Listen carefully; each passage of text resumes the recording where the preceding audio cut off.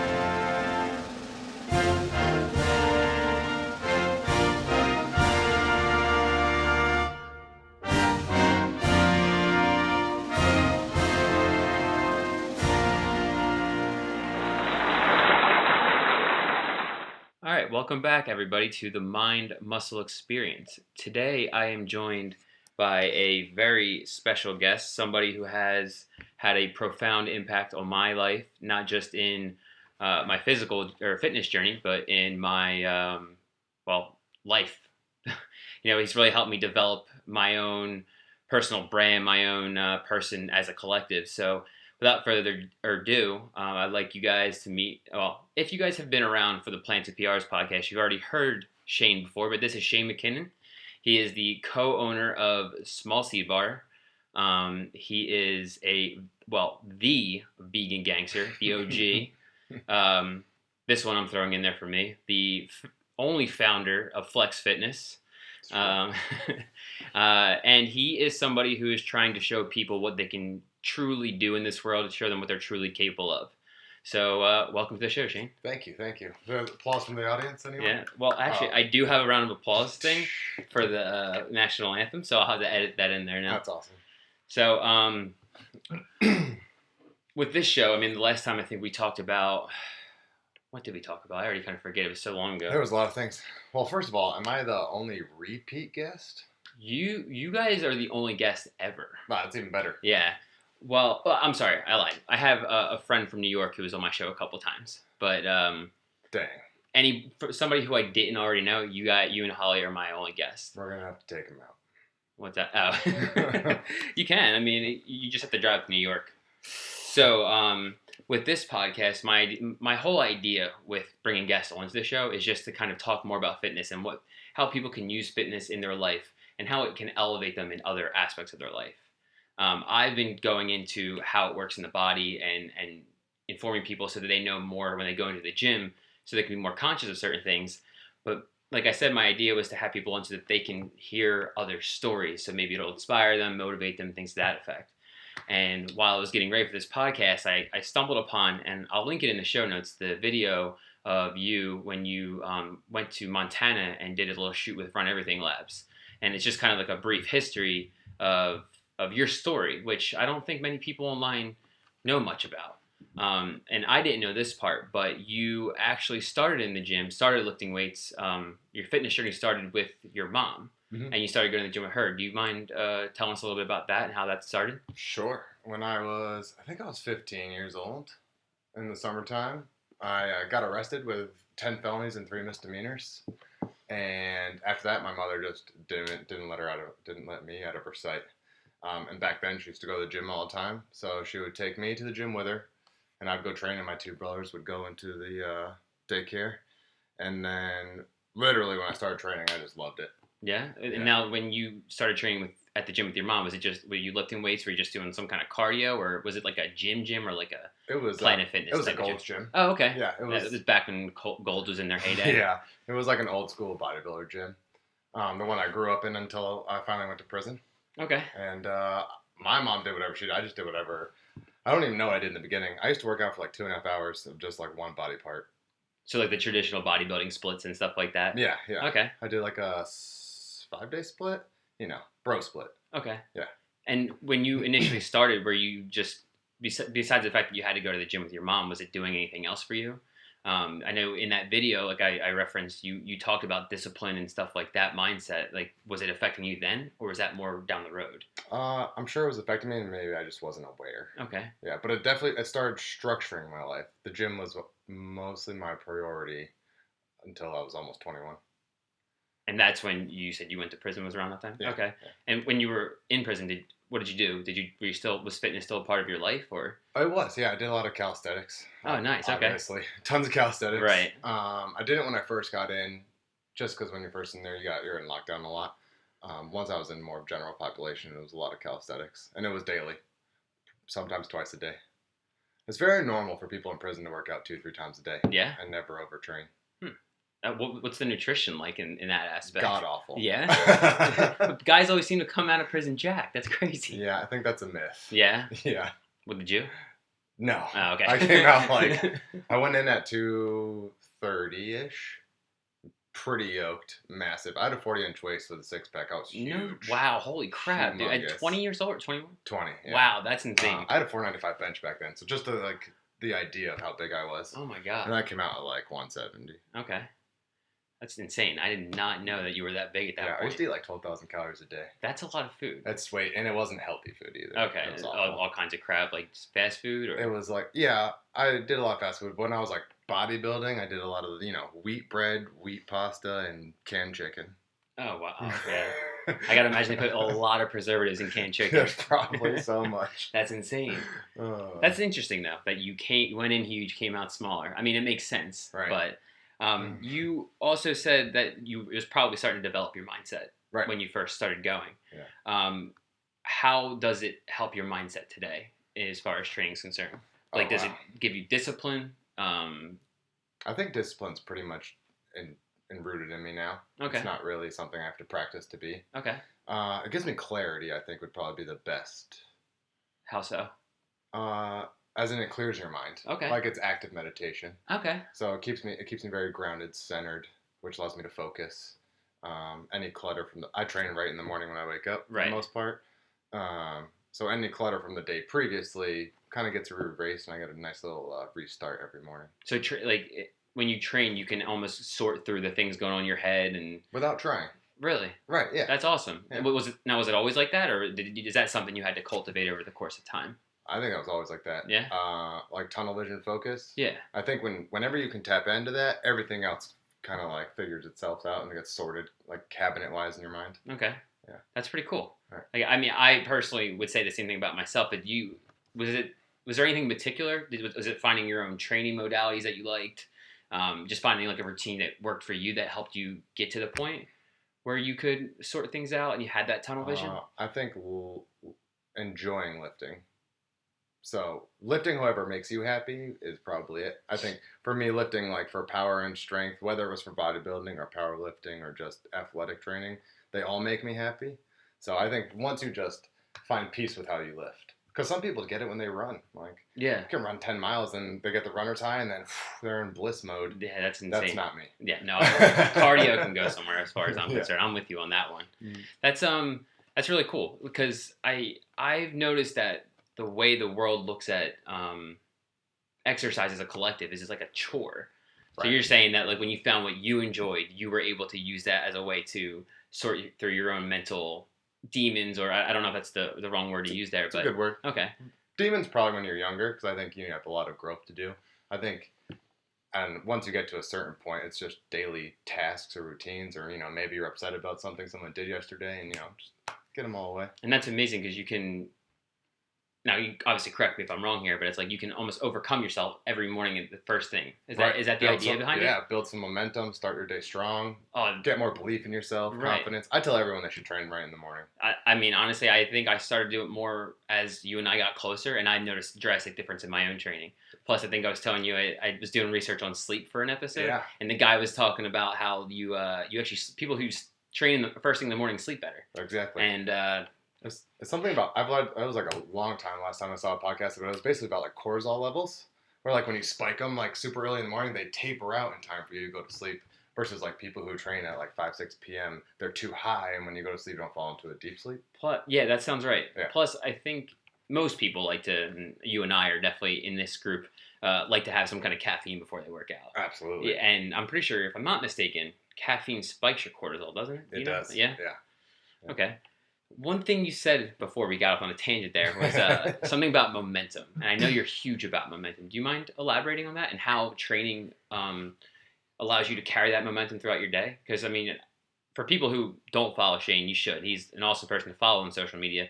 But he works a crazy amount of hours when his company is busy. So if you don't mind elaborating on how the momentum helps you carry throughout the rest of your day. Yeah, I mean, momentum for me is like pretty black and white. Like anything that stays in motion. No, anything in motion stays in motion. Is that the definition of momentum? I don't know. I don't really know either. Nah, it's fine. I don't really care that much about words. But I think momentum works both ways, which is the scary part.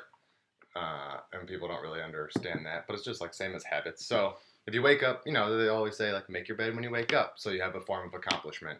And then you can go work out. You have another accomplishment. And then you get your post-workout. And it's usually something healthy because who wants to work out and eat a bag of chips after? Right. Right. Because then you feel like crap. Yeah. And then you have a third accomplishment. And next thing you know, you are convincing yourself that you are an accomplisher.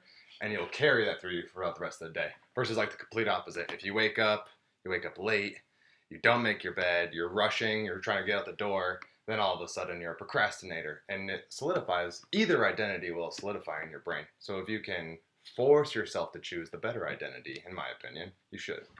Absolutely. I mean, that makes so much sense. I mean, you start the day with getting one thing done that most people already don't want to do. Right.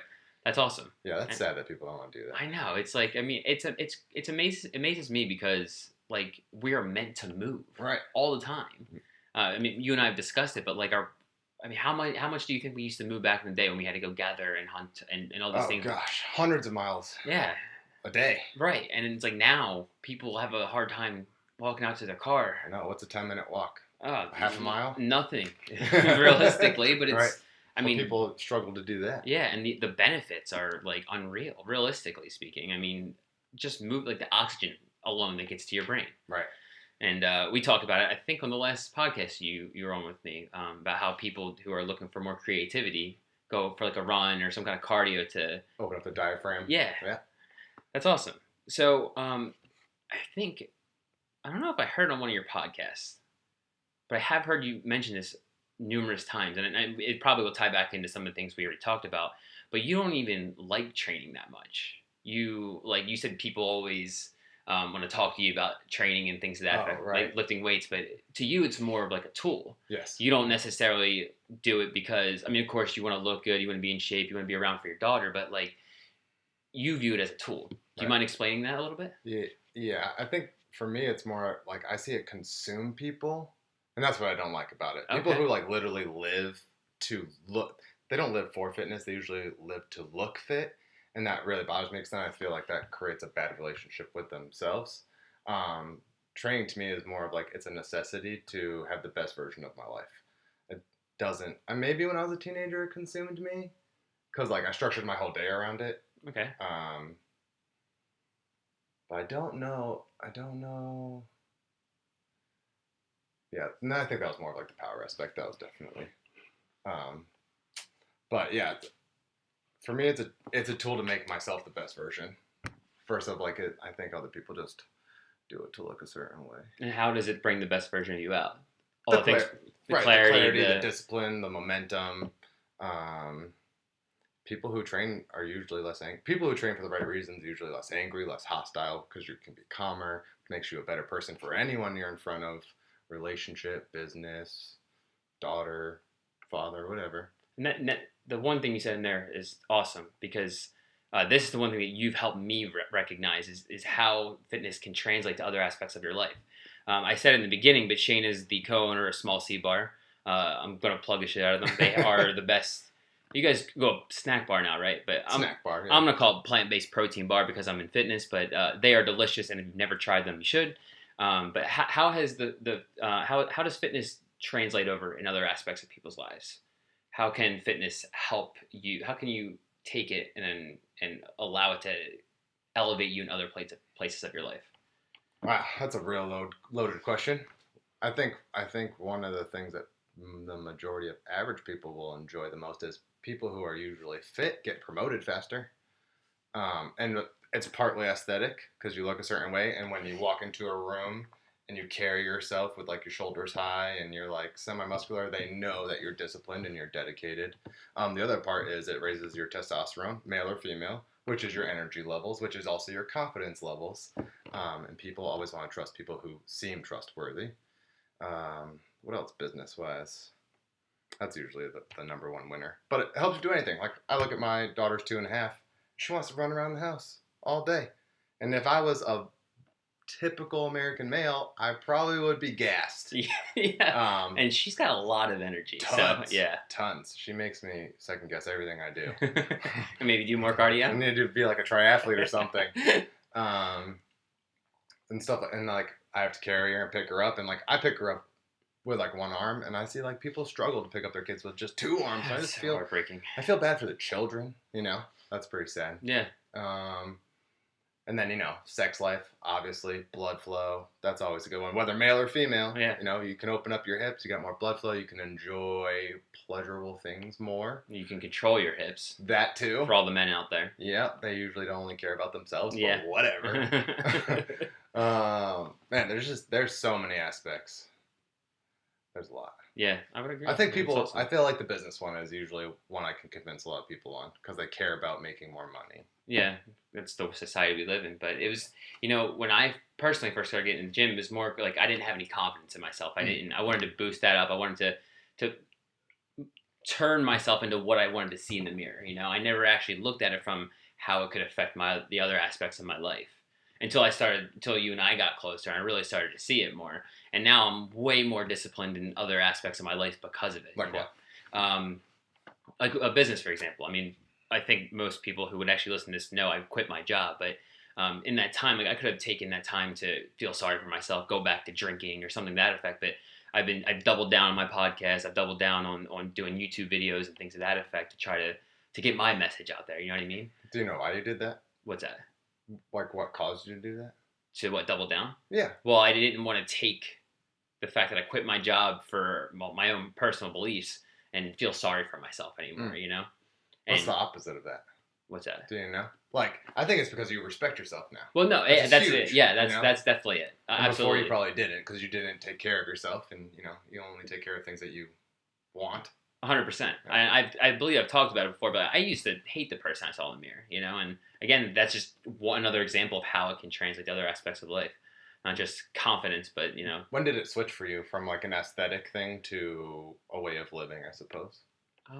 That's a good question. Yeah. I personally don't remember when it happened to me. Aesthetics versus a way of life. Probably in the middle of my last relationship, so probably like middle 2019. I really started to slow my drinking down and stuff like that, and I just started to realize the mental clarity of, you know, not feeding myself shitty food and drinking alcohol, which I've heard doctors say it's literally poison to our brain. Ugh. And I put a lot more emphasis on my brain now. That's cool. I want this thing to work. Right. You know what I mean? So, one other thing that you're pretty huge about, especially when it comes to lifting weights, is power. And in today's world, there's this really negative stigma around men who kind of want power. And I don't mean political power like we have today where we have a bunch of crazy people in office, but just power within their own life. How is the gym, how has lifting weights helped you cultivate that power for yourself? And in what ways, if you don't mind me asking? Right. I think the power that men desire is probably not what people think about. And I look at it kind of like a martial artist. The man who knows he can do stuff usually doesn't do stuff. And I mean that as in, like, let's say there was just like a group of like rowdy drunk imbeciles. And there's like a really calm person just in a bar, like having his one drink, whatever. And they're trying to like egg him on. And if he could really fight them, he would not fight them. To me, that's power. It's the ability to be able to stop an action without actually stopping it. If that makes sense. Yeah. Like more mental, like the mental power. It's mental, yeah. But like, if I know I can take care of myself, I'm not worried what someone else does. Okay. But back to your question of how fitness translates to that, it goes back to the confidence. I think. But power's like... that makes sense. Yeah, power's been like my addiction my whole entire life. It's like my number one thing that I've always strived for. And I think before it was like the negative versions of power, where you think of like money and sex and drugs and like physical power for like domination power. Okay, so like the stereotypical thing on that's what I wanted when toxic I was like, masculinity these days. When I was a teenager. And then I think for the majority of people, as you acquire these things, you find out how much they lack significance. And it's more about being powerful versus having power. Okay. Which is, I don't know if that makes any sense, but... Being powerful versus having power, right? So it's not the physical action of having the power like governors do right now. Right. I think most people, when they seek power, what they really want is for people to identify them as powerful. Versus when you have power, you don't care what anyone else thinks because you're powerful. You know? Yeah, no, that makes a lot of sense. I'm sorry. No, it's okay. I was just gonna be like, so like that. The transition of that is what I deem as actual power, and I get that from fitness. Is like my number one source, obviously, because if I'm capable physically, I can almost dominate anything in real life. Right. Yeah. I mean, that that just hit home so much because I feel like I'm in that transitional period right now where before I was always trying to like, oh, listen to me, like this is what I'm trying to say, and now it's like I'm like a lot more quiet about it, and I'm just trying to listen and observe to other people, you know. And you'll penetrate more minds that way. Yeah, I mean, one of the things I actually meant to put in the intro was that you've had the most impact on my life probably of anybody I've ever met, and all you've done is ask me questions. You never actually told me to do this or reinforce that. You know what I mean? So I could see what you're talking about with that mental power versus the physical power that people want these days. You know what I mean? Yeah. So that makes a lot of sense. That's amazing. Well, I appreciate that. And what aspect of lifting weights has helped you with that? Is it the raw strength? Is it like pushing your body to failure, maybe even beyond that? For power specifically? Yeah, like that allows you to get to that mental power point. You know what I mean? I think it's that kind of sounds weird. Mental power point. Actually, I don't think it's a way of lifting necessarily. I think it's lifting past your measures is what makes you feel powerful. What do you mean by that?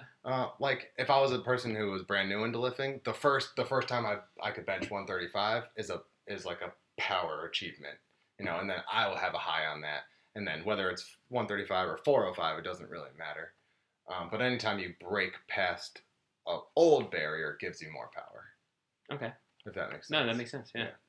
I felt like you were about to say something I was going to hit on at some point. Now it just made me think about it. Was in that Run Everything Labs video, you said, and definitely correct me if I'm wrong here because I don't want to mix up your words because your words were fantastic. It's okay. I don't really remember much of the video.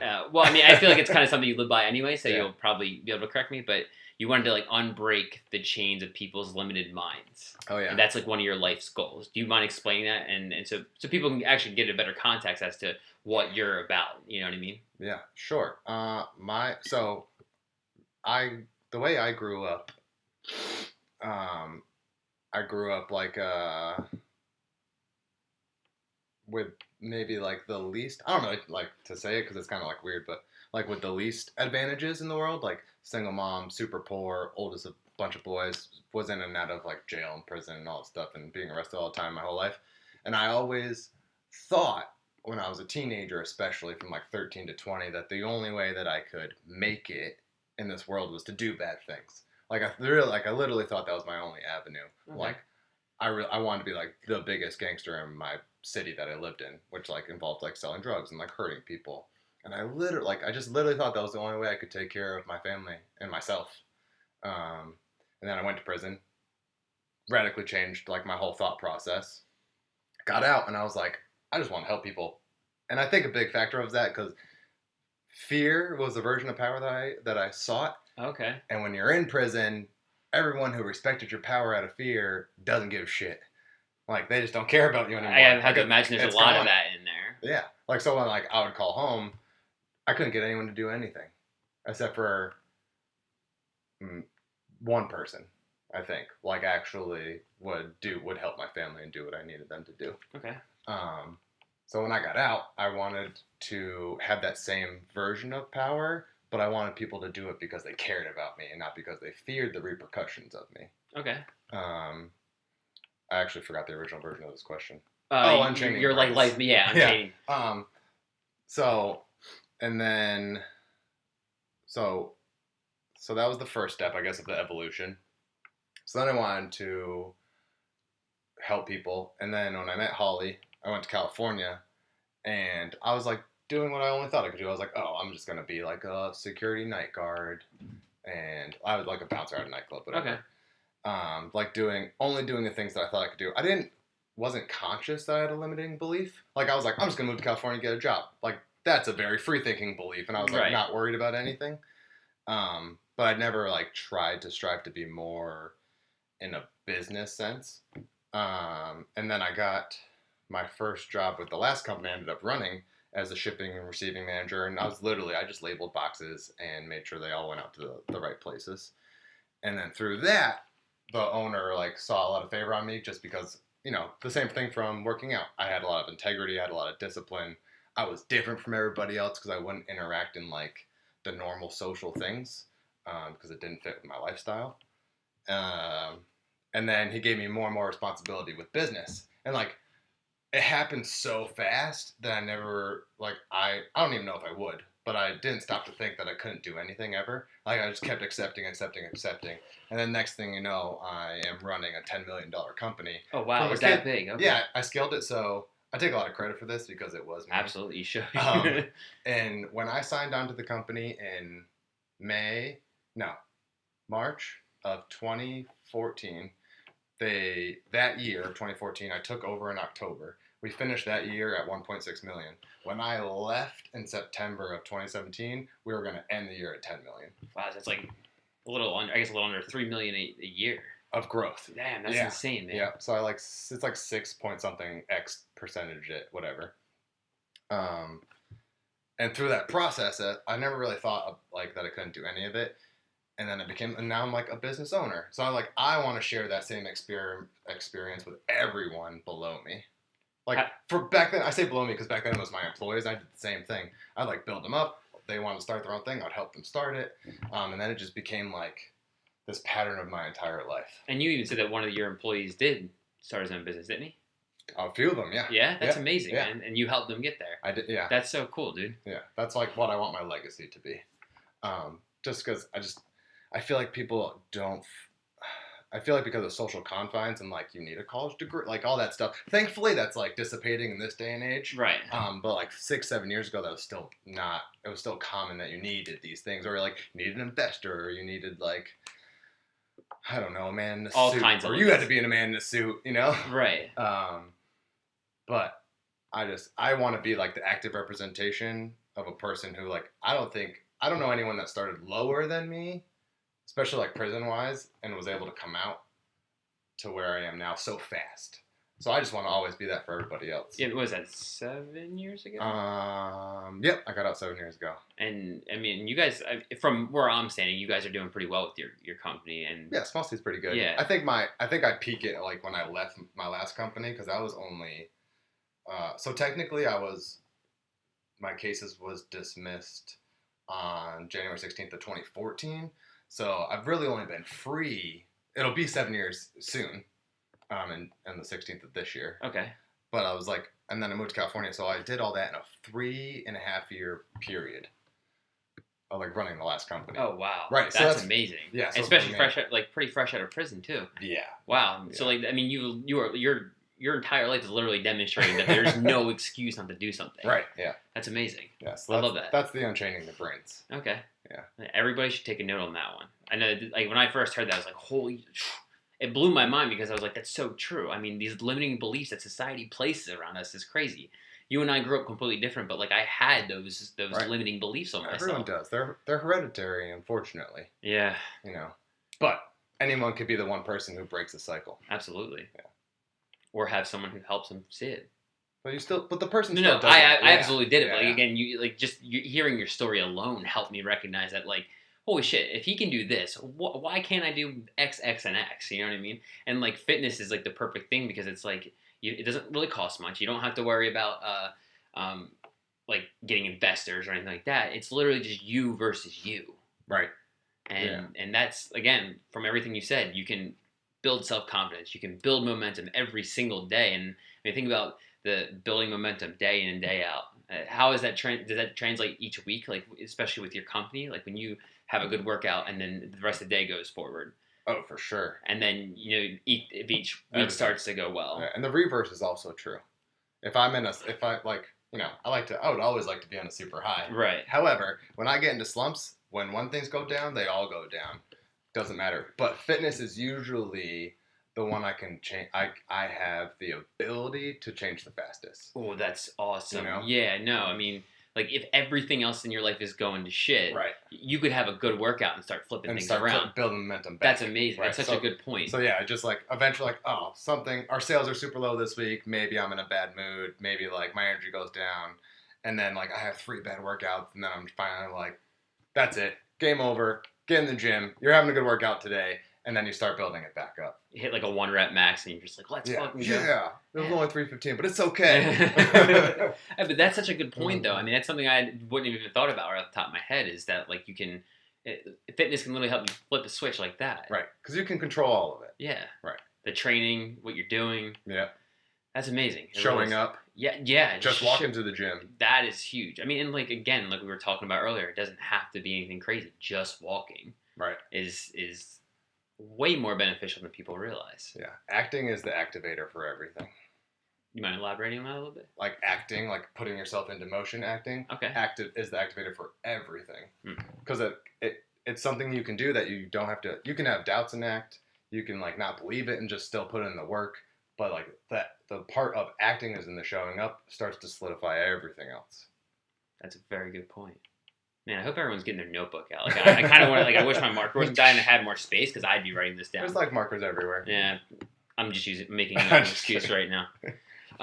One thing that I believe we talked about in the last podcast, but it's another really awesome point that I want to talk about is the fact that you went vegan. Now, if people, this is going to be on YouTube, so if you want to see how sweet, I get to watch it back. Yeah, you want to see how gigantic Shane is? Go check that out on YouTube. But Shane is, like myself, a vegan, and you wouldn't be like. I mean, I gotta imagine people wouldn't guess it. No one ever knows. Yeah. One, because I'm not obnoxious, like most vegans. Like most people. And like, I just don't care to tell people, and then it'll casually come up in conversation, and people are always like, "Oh wow," and I'm like, "Yeah, bro." Now, what exactly about like a vegan diet? I don't really care for words, so the vegan diet help you, if that makes sense. Like, when I went vegan. Yeah. I think we did talk about this last podcast. We can recap it. I think the first thing, maybe, I don't know if it was the first thing, it was pretty simultaneous that I lost a lot of inflammation, which, so I lost a lot of weight. Water weight, though, wasn't useful. And so my recovery went up, my joints felt better, being a little bit lighter. My lifting went up somewhere between 7 and 12%. I think. So you got stronger. I got stronger. Wow. Yeah. Okay. The year that I went vegan was the year I decided to power lift. Before I did more like power building for a really long time. So my lifts went up, and obviously because I'm more fluid. I'm a little bit lighter. My joints can move better, so my lifting goes up. You're not in as much pain because of the lack of inflammation. Yep. I digest foods better because protein, like animal protein, puts so much taxing on your stomach. And 80% of all of human energy is for digestion. Wow, that's a really good huge point to hit on right there. I actually did a whole episode on the gut-brain axis and how they interface with one another. Did you? I gotta listen to it. I haven't listened to it. It's pretty interesting, man. Like that's what led me to that book I brought with me. Microbiome? Yeah, because it's like there's just so much that people don't realize, and if we're in this constant state of inflammation, is that why you hate sucralose? Yeah, that messes up your mind for like 6 months to a year. I don't know. I honestly don't remember reading about that. I actually didn't know that part of it, but like I remember hearing before sucralose does jack you up. Yeah, sugar too, because it feeds your bad gut bacteria. So does meat, sugar, and dairy. They all feed. It's like type A, type B, whatever. Let's say B is the bad one. I don't know which one's the bad one. But meat, dairy, and sugar feed the bad ones, like literal sugar, so like white sugar. Right. And then like cruciferous vegetables and green leafy greens feed the good one. Yeah, actually, in that episode, I talked about fiber, and there's a specific fiber breaks down to a short chain fatty acid called butyrate, if I remember correctly. And the amount that butyrate plays a role in our immune system is insane. When I was learning this, like 70% of our immune system lies within our gut lining. Wow. And if you think about how many people are in a constant state of inflammation, like no wonder we can't fight off coronavirus. Leaky gut syndrome. Yeah, exactly. So it makes sense why. So what vegetable has this fiber in it? It's just fiber. Just regular fiber? Yeah. Oh. I know there's 2 different kinds of fiber. I'm not sure which one between the 2 of those. But when I was doing the research on it, wasn't really specific about which I think was soluble and insoluble. Right. Yeah. It wasn't specific on the 2. That's cool. So yeah, I was like, I'm gonna start eating more fiber. Yeah, I mean, if you think about it, it all kind of makes sense why COVID is now like destroying the world, and we don't have the immune system to sunlight fight. And greens. Yeah, no one does either of those. I know, right? Vitamin D's a whole other thing too. It's insane to me. But so you less inflamed, you got stronger, felt lighter, and then mental clarity. Okay. Yeah. How what was the question I was going to ask you? You said before that it helped your performance. Was that just from strength? Was it like you had more? You could do like more intense workouts, longer maybe. Yeah, all of it. Because it increases your recovery and probably the digestion time helps a lot. Back when I went vegan, I was doing like 3-hour workouts. Oh wow! And they were all based mostly like power. They started off powerlifting, then transitioned into like the sled pulls and the tire flips. Okay. So like, I don't know what you want to call that. Functional training? Yeah. Seems functional. I mean, you never know when you're going to pull a car. Yeah, exactly. So like my endurance is really high back then. And I'm assuming it's from going vegan. Okay. Yeah. Makes sense.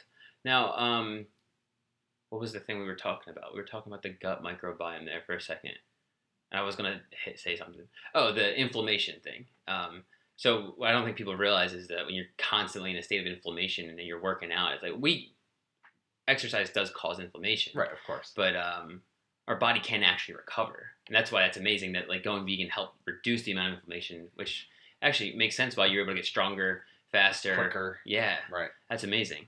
What was the last thing I had to talk about? I'm drawing a blank. You'll find it. Yeah. That's why we have notes. Exactly. Actually, I already did ask this. I was going to say, how can this was going to be the thing I finished on, but here we are. Actually, no. We talked about how it could help other people. How has health and fitness elevated other areas of your life? Like, I mean, maybe family stuff besides business. We already talked about the business thing. Yeah, and I guess we talked about all of it. Yeah, my daughter and my wife, and then like so. Aspects that we haven't talked about. Right, we can touch back on like before my daughter was born. So my wife and I actually met in the gym. So just like it helps with your relationships, And I am 100% fully convinced, wife or not, just friends. Every relationship that I have that has been solidified through time are my workout partners. And I think it's because you have to depend on them to show up, which is huge. You got to meet me every day, 6 o'clock every day. We're going to train. Absolutely. Whatever. But then you have to trust them to not, like when you fail, that they're there to catch you, which is like, what's that test where you like fall back, like the trust fall or whatever? Yeah, trust fall, yeah. So like, I have my wife or her brother trained with me for almost a year. A lot of my older friends that are still active in my life now trained with me for portions of my time. But I'm like, just say Holly, for example, I'm like, all right, I'm going to bench 315 and then I'm going to get 5, but then we're going to go for 8. I have to trust her not to let 315 crush my chest when I really can't move it. Okay. Or just anybody, like a partner or whatever. I think that, like, that aspect, like, increases the value of friendships, I guess. No, I definitely agree with that. Like, I definitely... I think when I first came here, I was nervous to be around you guys. And then we trained the first day, and I just kind of... It felt... Breaks boundaries. Yes. Real quick. Absolutely. Yeah. And like now, I mean, we were doing pull-ups the other day, and you were helping with the forced negatives, and it was just like, there's definitely that like sense of camaraderie there a bit more.